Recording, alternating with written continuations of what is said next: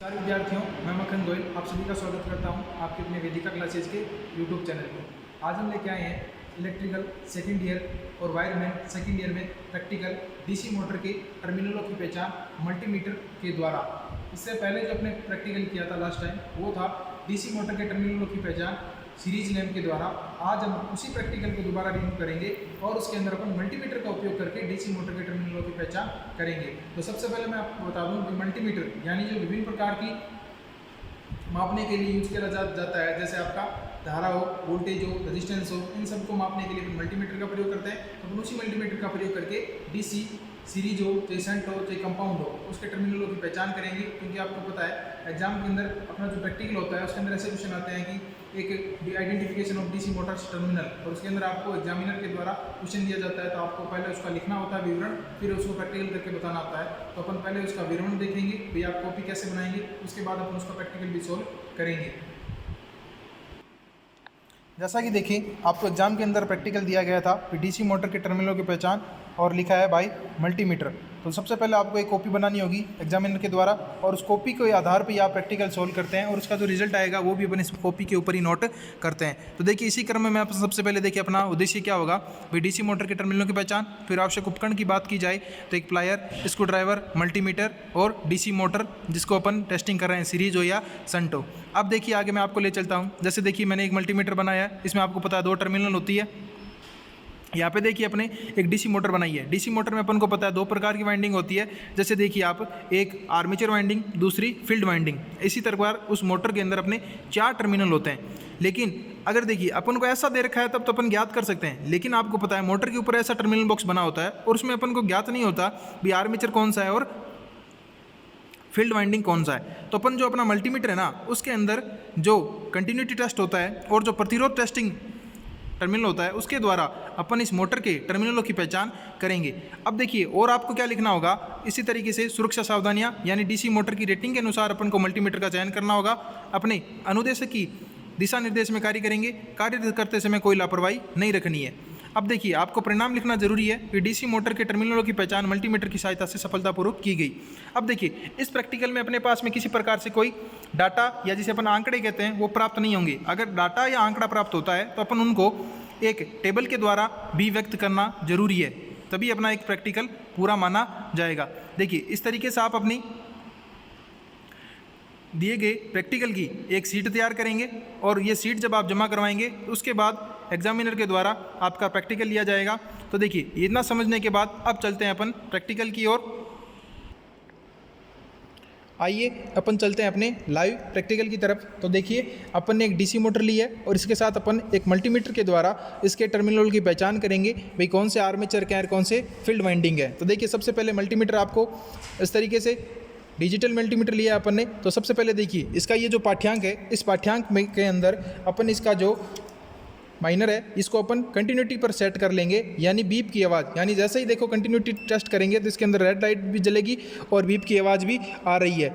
इस क्रम में अपन ने जब इसको सेट कर लिया तो देखिए अपन ने जब इन टर्मिनल की वाइंडिंग का डायग्राम जब बनाया तो अपन ने देखा भाई आर्मेचर वाइंडिंग सीरीज़ में 2 टर्मिनल से बनी थी, शंट के भी 2 टर्मिनल थे। अब देखिए जब 2 टर्मिनलों के ऊपर कंटिन्यूटी टेस्ट होगा तो उसका क्या प्राप्त हो जाएगा, अपन को युग्म प्राप्त हो जाएगा। जैसे देखिए मैंने एक टर्मिनल पे लगा दिया, अब दूसरे किसी टर्मिनल पे लगाऊं और मेरा कंटिन्यूटी अगर ओके हो जाता है, जैसे देखिए मैंने यहाँ पे लगाया तो किसी प्रकार से कंटिन्यूटी ओपन नहीं हो रहा है, यहाँ पे भी किसी प्रकार से कंटिन्यूटी नहीं हो रहा, लेकिन यहाँ पे लगाते ही आप देख रहे हैं कि बीप की आवाज़ के साथ बताया जा रहा है भाई ये और ये एक युग्म का कार्य करेगा। तो अपन को पता चल गया भाई पहला युग्म तो इसका ये होगा, लेकिन अभी तक अपन को ये नहीं पता ये आर्मेचर कौन सा है, फील्ड कौन सा है। सबसे पहले अपन युग्म की पहचान कर लेंगे। तो इस तरीके से देखो अपना एक युग्म मैं इनको नाम दे दूंगा अलग अलग। देखिए पहला ए अपन ले देंगे, ए वे A2।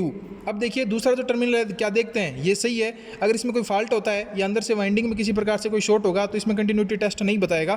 तो देखिए यहाँ पे जब इसको लगा दिया जाता है तो आप देख सकते हैं कि इसमें बीप की आवाज़ आ रही है और जो कुछ पाठ्यांक भी आ रहा है जो इसकी क्या बताएगा, कंटिन्यूटी को बताता है।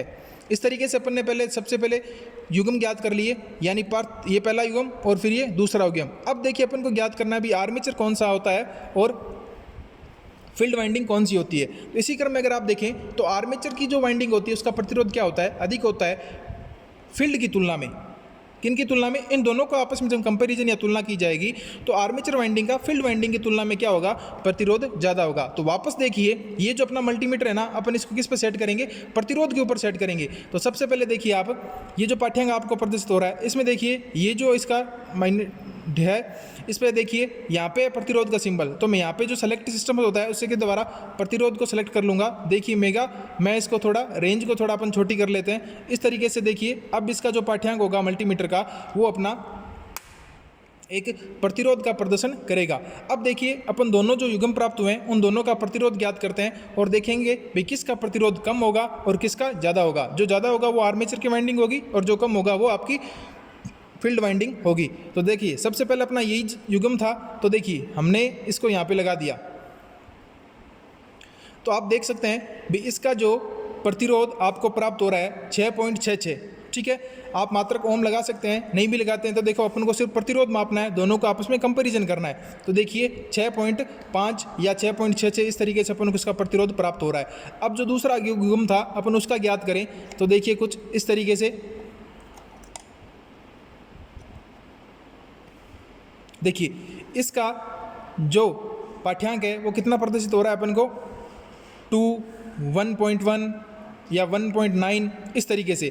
देखिए जब अपन ने पहले का ज्ञात किया था तो इसका अपन को पाठ्यांक प्राप्त हुआ था 5.9 या 6 या 6.1 ऐसा करके, और जब अपने दूसरा जो टर्मिनल युग्म या जोड़ा है उसका लगभग माने तो 2 प्राप्त हो रहा है। यानी अपन कह सकते हैं, यानी जो पहला जो युग्म दे रखा है इसके अंदर, इसका जो प्रतिरोध है वो 6 ओम है, और जबकि दूसरा जो युग्म है इसका प्रतिरोध कितना प्राप्त हो रहा है अपन को, 2 ओम है।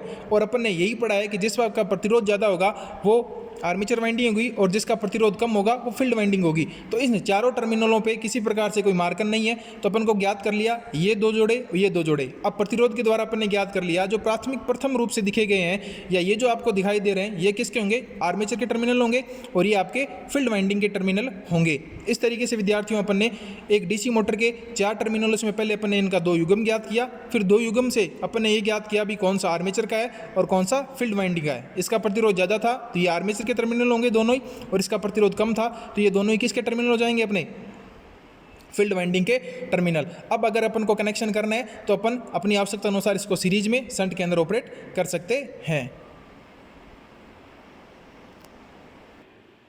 ये अपना सफलतापूर्वक प्रैक्टिकल किया गया डीसी मोटर के टर्मिनलों की पहचान मल्टीमीटर के द्वारा। आपको वीडियो कैसा लगा कमेंट करके जरूर बताएं। अगर आपको इसमें कोई कन्फ्यूजन हो तो आप हमसे व्हाट्सएप से जुड़िए, कमेंट करके पूछ भी सकते हैं। इसी तरीके से निरंतर प्रैक्टिकल की वीडियो देखने के लिए आप चैनल को सब्सक्राइब कीजिए और बेल आइकन का बटन दबाइए ताकि वीडियो पब्लिश होते ही आपके पास में मैसेज प्राप्त हो जाएगा। धन्यवाद।